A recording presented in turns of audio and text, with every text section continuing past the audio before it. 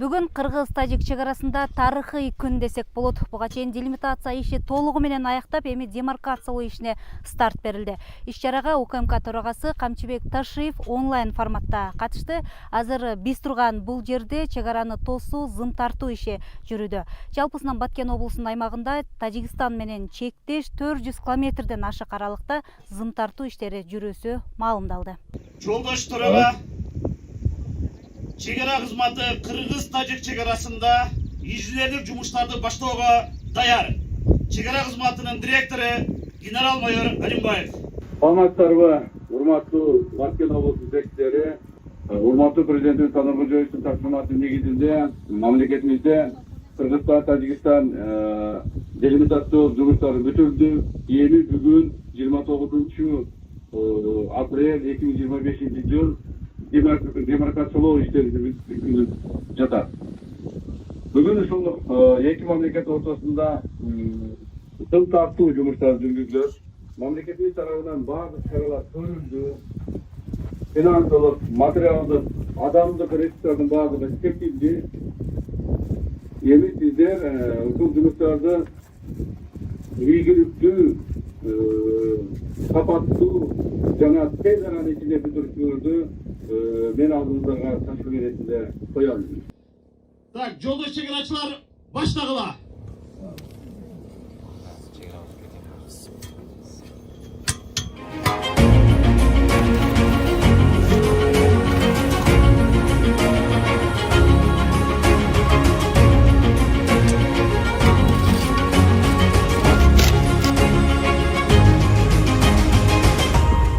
Иш-чарага жеринен УКМК төрагасынын биринчи орун басары мамлекеттик чегара кызматынын директору Абдикарим Алимбаев, министрлер кабинетинин чегара маселелери боюнча атайын өкүлү Назырбек Бөрүбаев, ошондой эле президенттин Баткен облусундагы ыйгарым укуктуу өкүлү Айбек Шаменов жана жергиликтүү бийлик өкүлдөрү катышты. Бүгүн Баткен облусунун аймагында бир чоң иш-чара башталды десек болот.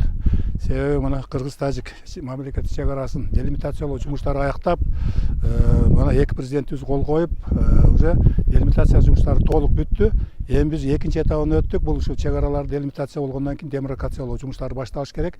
Мына биз бүгүн ушу демаркациялоо жумуштарын баштадык. Мына 3 мамлекеттин чегаралары тогошкон шекиттен баштап кетип атабыз. Буюрса ушу эгер ушу демаркациялоо жумуштарын бүтүп алсак, мен ойлойм Кыргыз-Тажик өлкөлөрүнүн ортосундагы мамиле оңолуп, эми мындан кийин баягы айтканда инцидент болбостон өнүгүү жолуна түшүш керек. Себеби 31 март күнү президенттер жолукканда Качен шаарында да ушундай сөздөр болгон.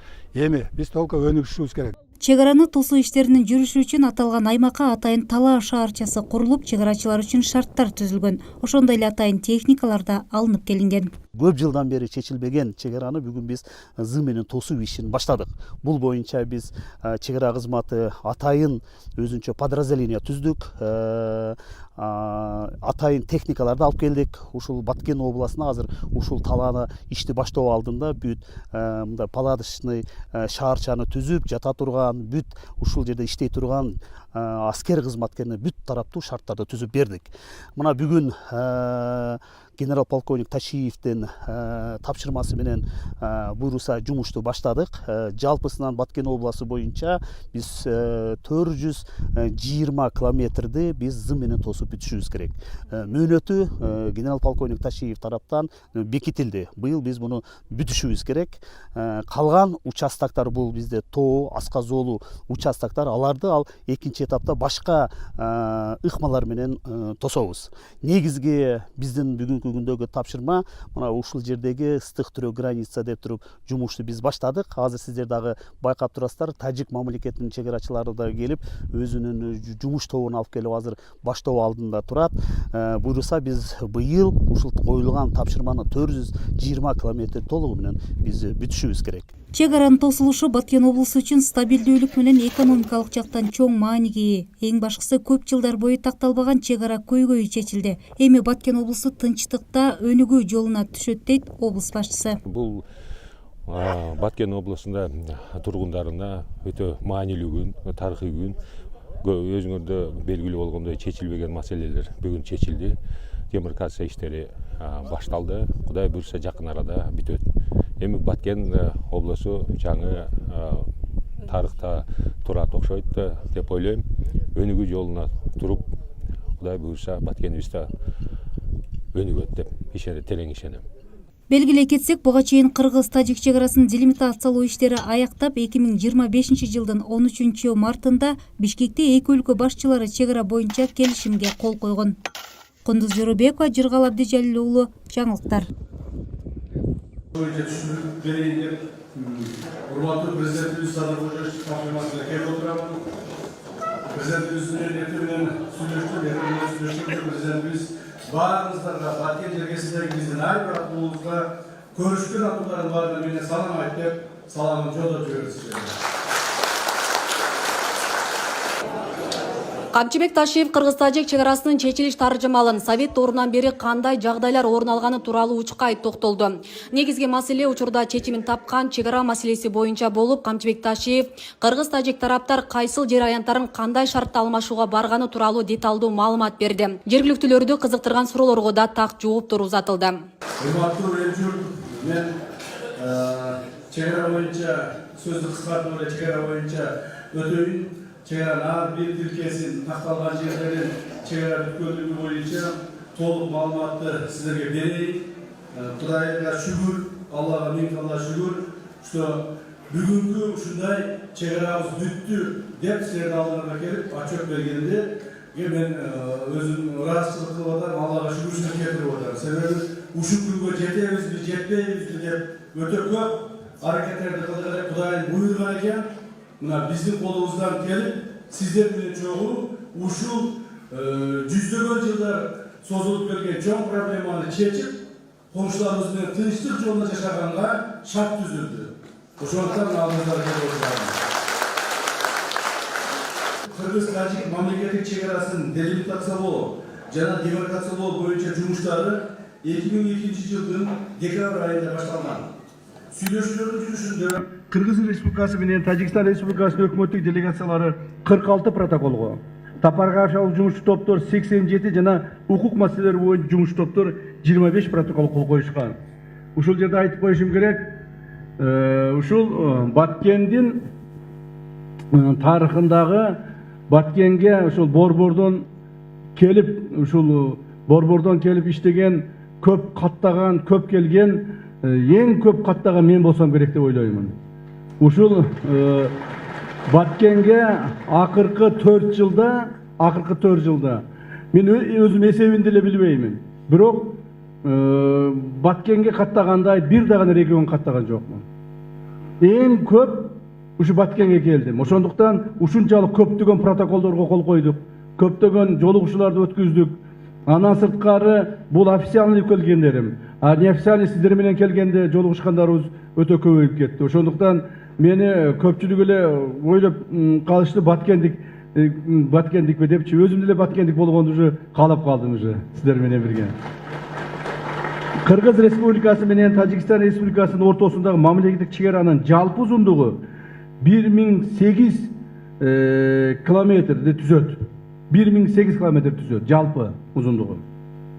Анын ичинен 519-520 километри чегара сызыгы 2011 жылга чейин такталып, жазылып, өкмөттүк делегациялар тарабынан бекитилген. Ал эми калган 488 километр тилкеси акыркы 3 жылдын ичинде такталды. Белгилеп кетсек, 2011 жылы бекитилген 520 километр чек ара тилкеси жалаң тоолуу аймактарды камтыган. Эл жыш жайгашкан жана чыр чатактар көп катталган аймактардын чек арасы толук такталган эмес эле. Эки тараптуу сүйлөшүүлөр башталган мезгилден тартып, Тажик тарап чек араны тактоодо 1924-1927 жылкы материалдар менен иштөөнү карманып келген. Ал эми кыргыз тарап 1991 жылдын 8 декабрындагы көз карандысыз мамлекеттердин шериктигин түзүү жөнүндө келишимди, 1991 жылдын 21 декабрындагы Алматы декларациясын жана КМШ мамлекеттеринин эгемендүүлүктү сактоо, аймактык бүтүндүк жана чек аралардын кол тийбестиги тууралуу Москва декларациясын негиз кылып кыргыз-тажик чек арасын жазууну сунуштаган.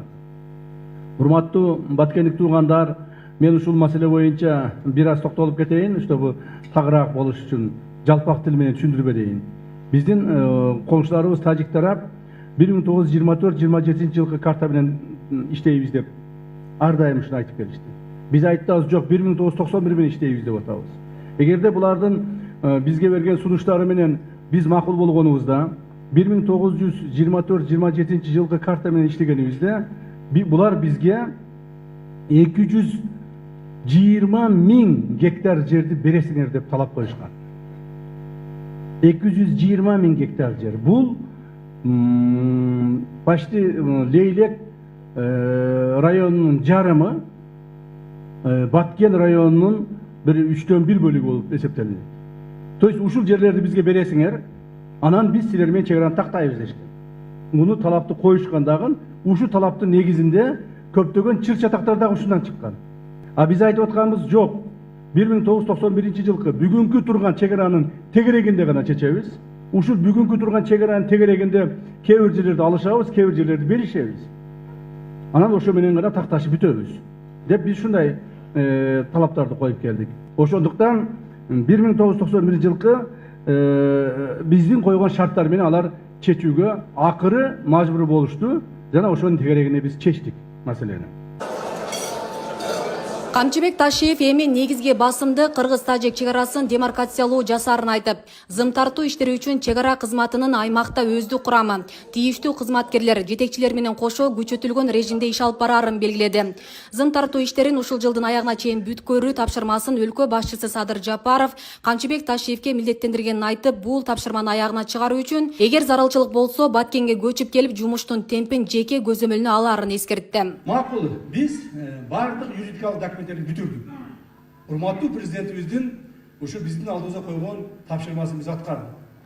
Колдор коюлду, договорлор бүттү, ратификациялар бүттү, бири-бирине берилди, колубузда документтер бар. Эми эмне кылышыбыз керек? Кийинки этап, урматтуу угандар, ошол юридикалык аныктаган чек араларга зым тартып чыгышыбыз керек. Тез араны ичинде. Ошол үчүн ушул маселени биз өтө мындай негизги маселелердин бири деп эсептейбиз. Президентибиз дагы ушул боюнча тапшырмаларды дагы алдыбызга койду. Президент айтты эле, ушу чек араны бүтсө иште дем аласың депчи. Дем алдырбай эле кайра айдады. Барып эми демаркацияны бүтүрөсүң депчи. Анан бүгүн мына чек аранын башчысын алып келдим. Чыгыңыз. Өзүңүздөрдүн губернаторуңуздар Абдыкерим Карыбекович Алимбаев менен ушул кишини алып келдим, тапшырмаларды койдум. Эртең биринчи күндөн баштап демаркационный жумуштарды баштайбыз. Ляккондон баштайбыз. Мына мен азыр айткан чек ара сызыктарынын негизинде, ушу чек ара сызыктарынын негизинде демаркацион жумуштарды баштайбыз. Аган биздин бүгүнкү күндө акчабыз бар. Адам ресурстарыбыз жетишет. Бүгүн Кадамжайдагы жанагы инженер саперлер рота деген бар Кадамжайда бизди. Баткенге бүгүн көчүрүп келдик. Баткендеги жаткан солдаттарыбыздын бардыгын иштетебиз. Муну чек аранын Баткен боюнча башчысы полковник Надырбеков ушул башкарат. Мына бүт бардык солдаттарды иштетебиз дагы. Быйыл ушул зымдарды тартып бүтүшүбүз керек да тез арада ичинде.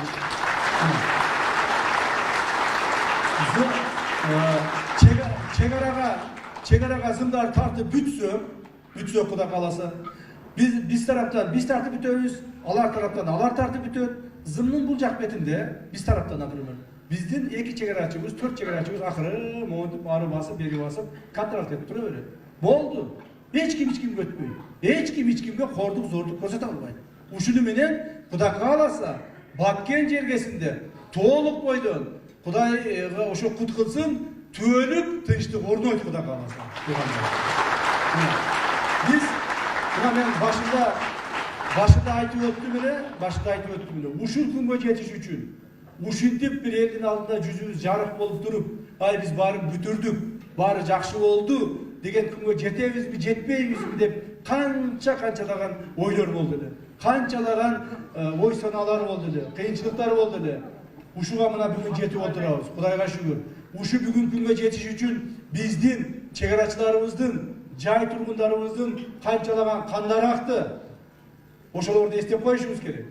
Канчалаган балдарыбыз ушул мен чегаранын 1 метр жерин бербеймин деп кайт аркага кайткыла анан кийин кайрадан алабыз десе болбойт. Жок мен бербеймин деп тырышып отуруп ушул өздөрүнүн антынын үстүнөн чыгып, өздөрүнүн берген убадаларынын үстүнөн чыгып, ата-энесинин, мамлекеттин берген тарбияласын ошол жерде көрсөтүп, балдарыбыз каза болуп кетти туугандар.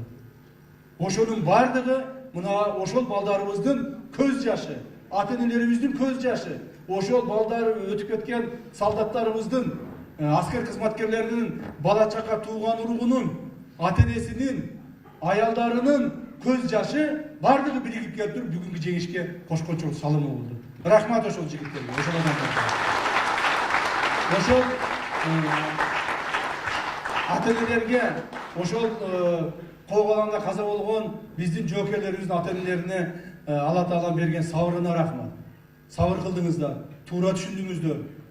Туура анча-мынча бизге деле ачуу сөздөрдү айттыңыздар, бизди деле сындадыңыздар. Бирок аны биз көтөрөбүз. Сиздерге дагы урматтуу ата-энелер, ушул жер болсоңуздар чоң рахмат. Мындан ары эми биз ушул чегарачылар жөнүндө китептер жазылат. Ушул чегарачылар жөнүндө кинолор тартылат. Ушул чегарачылар жөнүндө эстеликтер курулат жерлерде. Буларды унутпашыбыз керек. Жергиликтүү бийлик органдары, мына айрыкча Баткен облусундагы губернатор, аким, мэр города жана башкалар бардыгына жерлерде ар бир баланын эстелигин тургузуп, ар бир балага ошо өлбөс, өчпөс бир изин калтырып кетүүгө аракет жасагыла. Жана бул буйрук аткарылат. Анда рахмат, ушул мен сөзүмдү айтып бүттүм окшойт. Өзүм да көп сүйлөп койдум окшойт. Силерди бир айдан бери, 1,5 айдан бери келбей калып сагынып калган экенмин. Эми мындан ары жакшылыктарга келели, тойлорго келели, ушундай сонун жерлерде жолугушайлы, туурабы? Мен бүгүн Абдикем Карбековичке айттым. Абдикем Карбекович, сиз азыр баштап туруңуз ишиңизди, жакын күндөрдө мен да Баткенге көчүп келем дедим. Келип ушул жерде жатам. Демократия бүткүчү. Күндө барып текшерип турамын. Бүгүн канча метр кылдыңар, эртең канча метр кыласыңар, бүрсүгүн канча метр кыласыңар деп. Ушинтип жүрүп, тез аранын ичинде мына иштерди бүтүрүп алышыбыз керек. Туурабы, туугандар? Мен ойлойм, силер да туура түшүнөсүңөр деп. Рахмат баарыңыздарга, баш иймей рахматымды айтам. Рахмат баарыңыздарга. Чогулган эл тарабынан өлкө жетекчилигине ыраазычылык айтылып, аксакалдар ак батасын беришти. Мындан ары Баткенде жакшылык, саамалыктар гана орун алышын, тынчтык жана ынтымак өкүм сүрүшүн тилешти. Чегарада турам, өзүм дуалымдын ар жагы Тажикстан, биз тажиктар менен көп агрессияларда, көп кыйынчылыктарды көрдүк. 30 жылдан бери бу кандай чегара бөлүнөт деп чиелешкен маселелерди ойлоп коюбуздун акырына чыкпайт элек. Бүгүнкү күндө мына Нуркожоевдун урматы менен мына Кыдыр Шаевич экөө келип, ушул маселени чечип, Хожентте жолугуп, кол коюшуп, эң бир сонун иштерди аткарып, бүгүнкү күндө мына элибизге келип, элге кичине нан, чай, тузга ооз тийдирип, элди чогултуп, элдин рухун, духун көтөрүп, мына бүгүн чыйынтыкта отурабыз. Биз бүгүн түшүндүк ко, бүгүн эми мындан бияка бизде мына чегаралар чечилип, эми зым, тикенек зымдарды тартып, тынч жашооду бизге тартуулап атат. Эми ушул адамдарга элдин атынан, журттун атынан биз негизги жапа чеккен Лейлек району менен Баткен району болгонбуз. Мына Баткен Лейлектин 90-100ге кирген аксакалдары келип, жаштары келип, чайга ооз тийип, бардыгы курсан маанайда чогулуп отурабыз. Эми эмне дейбиз? Ушул бийликтеги отурган адамдарга Аллахым ден соолук берсин, оомат берсин. Кайсы бир мамлекет менен болсун, тең ата президенттер менен сүйлөшүп, Кыргыз элине бакыт алып келип, тынччылыкты белгилеп, чегарачыларга Кудай кубат берсин. Кечеги күндүз чегараны коргоп, биздин чал кемпирлерибиз, бөбөктөрүбүз тынч уктап эс алып атат. Урматтуу Канчыбек Ташиев, Кыдыр Шаевич, сизди урматтап ушунча эл мына чегараны чечип бергениңизге өтө кубанычта, өтө сүйүнүч менен Алла Таалам дагы мына жамгырын төгүп сизди чегараны чечкениңизге абдан кубанычтабыз. Сизге uzun ömür, bizim tabiatta ösüp durgan arçaday uzun ömür sizge daima işinizge iyiliklerdi kalayбыз. Daima şunday el batırı bolup jüre berin. Siz Kırgızstandın jürögüsüz, biz sizge işenebиз. Sizge daima siz menen birgebиз. Баткен обласынын көйгөйү şu чегара болчу. Ар кандай жаман нерселерди көрдүк. Баткен облусу кыйынчылыктарды көрдүк. Мына азыр биздин Кыргыз элинин бактысыга Садыр Нуркожоевич менен Канчыбек Кыдыршаевич Кудай бизге берип, чегара чечилип отурат. Мына эртеңден баштап демаркация башталат экен. Биздин Баткен облусу абдан курсан, сүйүнүп отурабыз. Акыркы чекит коюлду, мындан бияка коркпой жашайбыз. Ал эми мына өлкө башчыбызга, мына Камчыбек Кыдыршаевичке ийгиликтерди каалайбыз. Мындан нары дагы көп жетишкендерге жетсин. Чоң рахматыбызды айтабыз. Biz sizden öte razıyız. Salamdı sizge arnayın, kolunuzu bekam karmayın. Esen bolun ardayım. Kırgızistan yerimiz aman bolsun ardayım elimiz. Kamçıbek eken atların, taza eken zatların, oylap dursak biz bugün köken jakşı jakların. Alısты көрген көздөрү general polkovnik geroy boldu özdörü. Sizge kaalarım Kudayım yol versin, koca kıdır kol versin. Allah Toğday bağlık versin, arçaday yaşlık versin. Taza köngül versin, uzak ömür versin. Dostlarınız köp olsun, düşmanınız yok olsun. Yaşınızga yaş olsun, başınız kaşk olsun. Aman bolsun altın başınız, yüzden assın yaşınız. Salamatta жүрүңүз, daim oynap gülüңüz. Yaşadığı turmuşta bala çaka, büyübülü, tuğanımız menен baktırı ömür sürünüz. Kudayım size bere versin, kuyduşup kele versin, Allah'ım bere versin, aylanım kele versin, Tengrim bere versin, tegeren kele versin. Rahmatlı sizge aytağız, razı olup aytağız. Bizden esen aman kaytınız, bizden prezidentke salam aytınız. Bana bugün Batken eline Elmesi жалпы Кыргызстан элине да өтө бир көйгөйлүү болгон маселелердин мына отчеттук жыйынтыгы берилип атат да. Эми биз мурда өтө акалыбыз оор эле, коңшу менен коңшулар келишилбегендиги мына 1 жыл аймакта ушуну чечилгенди бул Баткен эли үчүн өтө эле бир чоң ийгилик болуп эсептелди да. Мына жана сүйлөп айттыңыз, бардыгына экрандан көрдүк, карап отурдук. Өтө кыйынчылыктарды айтып берди. Ошол 1 метр жерде дагы бербешке аракет кылган иштер, жумуштар болуп турду. Ошон үчүн мен айтам, бул бүгүнкү ошол жыйын өтө жакшы жыйын болду. Эки мамлекеттин ортосундагы көп 100 жылдык чечилбеген маселе чечилип отурат да. Бул биринчи маселе. Анан экинчи маселе ошол командага азыркы башында Садыр Нуркожоев турган команданын бардык эле тармактарына мен ушул айылдын тургуну катары сарысы салып келатам да. Өтө бардык система бирдей калыпта өнүгүп кетип баратат да. Мен ушул бийликке ийгилик каалаймын. Келечегибизге мамлекет тынч болсун, эл журтубуз тынч болсун. Айылыбызды берип коюш үчүн биз өтө оор болду. Себеби андан мурдагы жылы үйүбүздү толук күйгүзүрүп жибергөндө өтө катуу стресске алынып өзүбүздү өтө көтөрөлегедек. Мана бул мындайча болуп калды де. Бирок биз булардын бардыгын туура кабыл алдык. Себеби биздин айылыбыздагылар эң чеке Кыргызстандын эң алыс жерде болгону менен тургундарыбыздын бардыгы грамотный экенин түшүндүлөр. Себеби бул биздин айылыбыздын берилиши, алмаштырылышы Кыргызстандын тынчылыгы, Орто Азиянын тынчылыгы, өзүбүздүн элибиздин тынчылыгы, өзүбүздүн айылыбыздын келечектеги муун балдарыбыздын тынчылыгы болуп эсептелип биз. Ошондой эле Баткен жаштарынын атынан Камчыбек Ташиевке айбалта белек кылышты. Мындан арыдагы коррупционерлер жана элдин тынчтыгына, ынтымагына, өлкөнүн өнүгүшүнө каршы болуп жаткандардын тамырын чабууну, күчөтүүнү улантуу зарылдыгын